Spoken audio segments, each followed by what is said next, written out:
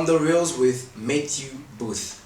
Who's this South African legend who has made an amazing name for himself in the continent? Stay tuned on International African Night to find out more. Thank you very much, sir, for receiving us here today.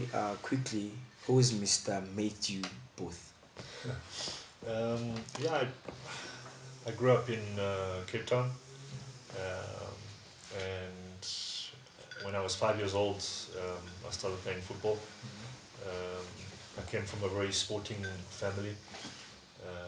My mother actually still plays tennis, and Okay. she's 66, 67. My dad also was a good amateur footballer, and his three brothers also played football. So naturally, I It's in the became blood. it's in my blood. Yeah. And I played I played lots of different sports, but at 17 years old, I got approached by a professional team in Cape Town, and that's when I realized that I could actually make it as a job. Um, when I left school, I didn't know what I was going to do, and so far it's been a great journey. And what made you choose football as a career? Hence, you said you were actually in school. Why didn't you maybe continue with the school journey, but you decided to embark on football? Yeah, it was. They spotted me in my last year of school, so it was a very difficult conversation uh, with myself, but also with my parents, trying to convince them that I should sign a junior contract um, and and start the journey. While at the beginning of my professional career, I attempted to study correspondence through UNISA, University of South Africa. But at that stage, I was traveling too much with the junior under 20 national team and with my club. Um, so when I finished my career, I thought to myself, I've got now time to get a degree, and that's what I've done since then. That's quite amazing. And as a footballer, how you play and stay informed determines your opportunities. So, if I may ask, um, how would you say that football gave you life? Yeah, if when I left school, I really didn't know what I was going to do. So football gave me the opportunity. It kind of I didn't really push for it, but it kind of led me along the way. Um, and so for that, I'm very grateful because I wouldn't know what I was going to be doing with my life if football didn't come along. Um, it's given me an opportunity to travel, which is a great way to educate yourself. Amazing. It's given me a good standard of living, which I'm again very grateful for, not only for myself but for my family. And I've met some great friends. I've played alongside some great characters, and the stories and lessons learned along the way. That's what football has given me. Amazing. And would you say that you are happy with the career that you had? And if maybe there are things that you will change, and what would those things be? There are very few. I think I was never the greatest footballer. I was never the best in my team. I had to work very hard on my weaknesses, etc., to get where I was. And I saw many more talented players fall by the wayside. Um, and so, having said that, I can't ask for too much. I'm definitely grateful for what I've achieved so far in life. Um, when it comes to football, probably looking back in my career, the closest I came to playing in the English Premier League was going on trial to West Ham, and it was one of the trials that I managed to impress Harry Redknapp, who was the coach at the time. They were selling Rio Ferdinand to Leeds. They were needing a centre back, and I had a very good week, and I knew that I had impressed them. Unfortunately, my club Sundowns at the time asked for I think 1.5 million pounds at the time. And in 2001, I'd only played a handful of B grade internationals. I'd had 3 or 4 seasons in the Premier Soccer League, so 1.5 million for a young South African, Yeah. it was just too much. So they were never going to take that. So that, looking back, to realize how close I'd perhaps come to playing in an established league, that was disappointing, and I would have loved to have changed that. Yeah. And how did you take that? Because when you were in England, you only made, you actually spent 3 months there. And how did that make you feel as a person? Because looking at it, you really maybe wanted to play in one of the biggest club, I mean, but it actually did not succeed. And how did that make you feel as a person? Yeah, at the time, um, I it didn't really concern me, and I wasn't particularly disappointed because I was at a stage in my career where I knew something better was coming. Perhaps something better was coming. There was always the next target. Um, but now that I've finished my career, looking back, I'm probably more disappointed now that I didn't take advantage of that opportunity, or things didn't pan out my way. But when you're in the moment, you can't think about disappointment too much. It's like a goalkeeper who makes a mistake in a game. He cannot afford to think about the mistake. He's got to switch it off. He's got to put it at the back of his mind and focus again on your next objective. And that's what I tried to do on the field and off the field. And what are the highlights you saw earlier in your career that encouraged you to be a better version of yourself as a player? Yeah, I think our under 20 and under 23 journey um, to the Olympics in 2000 in Sydney. We spent 6 years together as a team, a generation of players which included Quinton Fortune, Benny McCarthy, Aaron Mokoena, Jabu Mahlangu. And that was a group and a team that we built into more of a family under the the father figure of Shakes Mashaba. And that definitely helped to develop my game. It improved my game dramatically. It improved my character a lot because we traveled a lot during those 6 years throughout the continent, in Europe, Asia. We travel a lot. And when you travel together as a team, um, you hit speed bumps, you have successes, and that molds you into the man that you are. So to qualify for the African Nations Cup, Youth Cup in Morocco in '97, we were the first South African team to qualify, and then go to an intercontinental tournament in Malaysia, the World Youth Champs in '97. Again, the first team to do that, and then the first team to qualify for the Olympics were some of the early highlights. And how will you compare football back then and now? Like comparing both in terms of finances, in terms of rules, and also the pressure that you footballers endure all the time. I think the pressure has stayed the same. Um, I think financially, obviously, it's improved dramatically. The South African Premier Soccer League is probably in the top 10, top 15 financially or wealthiest leagues in the world. Um, the salaries that we've made when we first started is not comparable.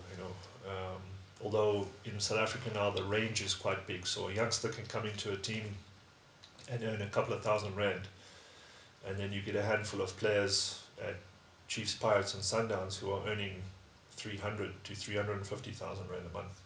So the range is quite big, but on average, it's definitely improved, and that's only a good thing for the standard of living for our players. Um, I think also from a sports science point of view, it's improved dramatically. So players footage that I see of 20, 30 years ago, the game is a lot slower. the players are not all-round athletes that we see today. So players are more athletic, and therefore the game has become a little bit faster. Uh, but that doesn't mean just because the game has become faster that the quality has improved. Um, so players have to be on their toes, have to have energy all the time to be able to cope with the pace of the game. Um, so yeah, that generally sums it up. And do you encourage footballers to drink alcohol maybe after a game? Yeah. There's nothing wrong with drinking alcohol after the game. Timing is everything. So when I was still playing, if we had a good result on the Saturday, myself and my wife would go out and party or have a dinner, drink alcohol, get a taxi home. Um, but 3 or 4 days before a game, I would never do that. I would have to prepare myself. If my wife wanted to go to the shopping mall, I would have to say to her, look, I'm not able to do it. I have to stay at home, get ready for the game. And that, especially when you get older, you think that you are invincible when you are young. A lot of the players will go out and party and come back the following morning to training still hungover, and they can get through training. So they begin to think that they're able to do that all the time. Yeah, But they don't realize that the older that you get, that catches up with you. exactly. And you are not maximizing your career. You're not maximizing the longevity of your career. Especially when you hit 29, 30, you start to feel it. So it's better when you're younger to start with good habits, That's great. and you will have a longer career and be able to earn more money. It's a pity in African football today. You see players who are from a game. After losing a game, they go drink alcohol. And as a footballer, how do you feel? Because though you're a former footballer, but still the blood is in you of a footballer. And what advice, I mean, can you give to this generation that is actually doing those things of after the game, a win or lose, they don't care, they just go drink alcohol? Yeah, look, if you have a bad result or have a bad performance, there's nothing wrong with staying at home and having a glass of wine or a bottle of beer, you know. But when you put in a bad performance or your team loses and you go out in the public eye, I feel that you're disrespecting your fans. Um, and that's the main thing. Again, I don't have any I'm not against guys having a good time and drinking alcohol um, within its limits and at the right time. But when you have a bad loss, a bad performance, and you go out and your fans see you, that's what I have a problem with. Rather stay at home, have a quiet night in, and make sure that the following week you rectify your mistakes and are ready for the next game. And how do you compare football on different continents? Hence, you've played in Europe and you also played in Africa. And how do you compare football not only in the African continent and the European one, and also in different part of the world? Yeah, I think people tend to generalize about Europe. Being more physical, playing more direct, and that's not true anymore. Times have changed. Uh, the Spanish league plays differently to the English Premier League, compared to Russia, compared to France. So each league has its own microclimate, and even within those leagues, you can't compare the way Barcelona plays compared to Valencia. Yeah. You know, in Russia, Zenit plays completely different to Rostov. In my 6 years in Russia, um, I arrived at a league when they were spending a lot of money trying to bring players, good quality players, into the league. So I played against a large contingent of South Americans, Brazilian players especially. Um, there was a large group of ex-Yugoslav, Serbians, Croats, Bosnians who played in the Russian league as well. So those were, and from Africa as well. Um, so those were the pockets of influence that was within the Russian league. And generally the Russian players have got flair players, very athletic, very physical. I had to battle against some very tall number nines, strong number nines, which I enjoyed that battle. Um, and yeah, the contrast was there without a doubt. It was probably a pace quicker than here in South Africa. Um, and of course, playing in cooler climates and nice flat green fields, um, the energy was always there. So throughout the 90 minutes, the pace would always be there. You know, whereas here in South Africa, when you play at 3 o'clock in the afternoon in Limpopo, um, sometimes the pace is not is not always there. Of course, yeah. Yeah. And if I may ask, how was the transaction from being a professional footballer to an impounded of a disciplinary official? Um, yeah, so it's a little bit ironic because I sit on two disciplinary committee panels, one for the South African Institute for Drug-Free Sport. Yeah, They are the guys that test the athletes yeah, after the games for drugs and illegal substances. And the other DC is for the Premier Soccer League. Um, so it's a bit ironic because I used to sit on the other side of the table more often than not.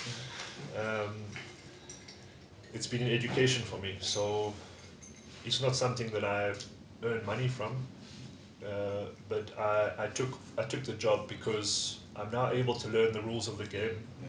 the PSL handbook, um, learn about chemical compounds, things of that nature. So that's expanded my education, and that's the reason why I took on the position. And since you're also holding a D license at SAFA, do you think of going into management? Yeah, I'm a little bit frustrated because I haven't been able to progress in my license, in my badges. For some reason, there's been a hold on all future licenses, but I'm certainly wanting to do my C and then my B and then my A licenses. Um, Not necessarily because I want to coach, but I do run charity events, and I feel that the coaching clinics that we host adds the education and coaching methodology will obviously help me in that process. There are probably 4 or 5 clubs that I would perhaps coach for or manage here in South Africa, but unfortunately, the majority of clubs are very impatient. The owners of the clubs are very impatient, and you can't rush a process. It's very important to give a coach time to implement, and because the businessmen are putting their money into the business, they demand instant success. So I'm a little bit wary of getting involved in that scenario where I take my family to another city, coach, and then within 3 months, 6 months, So it's a very fragile industry to be in. But yes, I'm still entertaining the possibility, but I've still got to get educated in coaching, because you cannot just come from being a player and expect to be a good coach. You have to educate yourself first. And if I may ask, what were your worst moment as a player? I've always been quite lucky with injuries, but my worst injury was an ACL in my left knee when I was playing for Mamelodi Sundowns for the second time. And at my age, when it occurred, I think I was 32, that was very bad timing for something like that to happen. And it put me in a very awkward position for the rest of my career. But it also strengthened my character because I did my rehab very well, and it took a lot of mental um, strain and determination to get back, and then spend a further 4 seasons playing in the PSL. And looking at supporters in the rest of the African part of the sides, would you say that, not in a bad way, would you say that in South Africa, the supporters do not really have influence on the game? Hence, for instance, I'll give you this scenario in 2005 when you played against the Democratic Republic of Congo. The stadium was packed like nobody else's business. And then the return leg in South Africa, it occurred in Durban, and the stadium was actually not even half full. So would we say that supporters also have an influence in the game? Uh, I don't think they have enough influence in South Africa. I can't really talk about other countries because I don't live there. But here in South Africa, fans are a little bit spoilt with the television production. So they tend to stay at home because, number one, it's cheaper to stay at home. There was a survey done by the league to find out why fans weren't going to the stadiums. And most fans spend 250, 300 Rand getting a taxi or transport, using their own car to go to the stadium. You've got to eat and drink at the stadium. You've got to pay for your ticket at the stadium. And then you have to return back home, normally late at night. And so when they can rather spend 200 or 300 Rand a month to watch it on television at home, that's what the league is battling with, you know. How do we get the fans to the stadiums? But when you talk about fans' influence on a greater perspective, I've always wished that fans here in South Africa would be a bit more passionate, because our mother body, SAFA, the South African Football Association, I think should be put under more pressure to do the right things within our industry. Since 1996, we've seen a steady decline in the standard of our football and in our results. And our organized football around, our organized amateur football around the country is not good enough. And that's down to SAFA. And I think our fans should become a bit more passionate about the game. It's the number one sport in South Africa.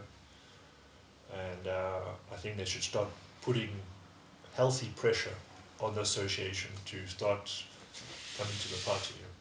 And does the way we play football in Africa, does that way, I mean, is that way good enough for people to use it as a philosophy, looking at tiki taka, looking at the cadenaccio and the samba football? When we go to other parts of the world, you see certain coaches using that philosophy. So, if I may ask, sir, do you think the way we play football in Africa can also be a reference to be used in other people's philosophy in coaching world? Yeah, yeah, without a doubt. Although, you know, having said that, you talk about North Africa, then you have the French influence, then you have the Southern Africa English influence. So you have many different influences within the continent itself. From a South African point of view, our best team post apartheid was our 1996 squad who won the Nations Cup. And that was a clear mixture of different cultures and characters and styles of play, which really worked for us. And so, from a South African point of view, I think if we can get back to that way of playing and bring in a coach who the players really want to play for, because you can talk about tactics and philosophies and stuff, but ultimately, a football player brings out his best when he's playing for a coach that he wants to play for. Unfortunately, that's the way it is. It shouldn't be the case, but you need a character at the head of your team who your squad wants to play for. And who's the best coach you have ever worked under? So in Russia, in my last year at Krylya Sevetov, there was a coach called Leonard Slutsky. He was a very young coach at the time with new ideas. Um, because in Russia there was very much the old school coaches, Yeah. and then the new young generation who was coming through, and he was one of them. And he brought ideas to the squad which were originally quite strange, but then it all made sense. And when I returned to South Africa, I followed his career. He moved to CSKA Moscow. Moscow. I think he did coach the Russian national team. He was one of the few Russian coaches that actually coached outside of Russia, at Hull City in England. And I would probably say him. But having said that, I think every single coach that I played under gave me something, you know, added to my character, gave me additional knowledge. So every single coach has added to my career without a doubt. And what memories do you have from the World Cup here in South Africa in 2010? Yeah, only good ones. Although I would have loved to have gotten on the field to play. Uh, I think personally the way I play could have influenced the Uruguay game. Uruguay were very like a tough, hard running team who really got stuck in. You know, they were aggressive, and I think I could have added value to the South African team in that regard. But having said that, the whole build up and the whole atmosphere and the way that South Africans hosted the event, I'm very proud. It was great to prove a lot of the European and Western press wrong, who were very critical of Yeah. us hosting it. So it was nice to keep them quiet. And how do you want to be remembered? How do you want your legacy to be remembered? So it's important that players give back. Uh, and I know it sounds a bit cheesy or cliche, but our football community has given us a lot. And so when you are still playing and when you finished your career, it's important to give back. So myself and my wife have started the Booth Education and Sports Trust, which is part football clinics and book clubs. And then myself, Brian Beloy, and Stanton Fredericks have started the South African Football Legends, which we plan to give an opportunity to ex-players to still be involved. Yeah. You know, it's very difficult when you finish your career. Yeah. No journalist is phoning you. You're not on television anymore. Yeah. You know, you're not part of a team. Yeah. You're not getting fit. So we want to try and encourage and keep ex-players in the public spotlight, give them some dignity, keep that camaraderie going. And so that's part of my give back. And so if people, when I die, when I pass away, if people talk good things about me, I'll be happy. Thank you very much, sir, for having us here today. Thank you for your time, sir. Always a pleasure. No problem. That was it from International African Net. Do not forget to follow us on all our social media platforms. We are on Instagram at IAN Media 2020. We are on Facebook at International African Net and also on YouTube at International African Net. See you there.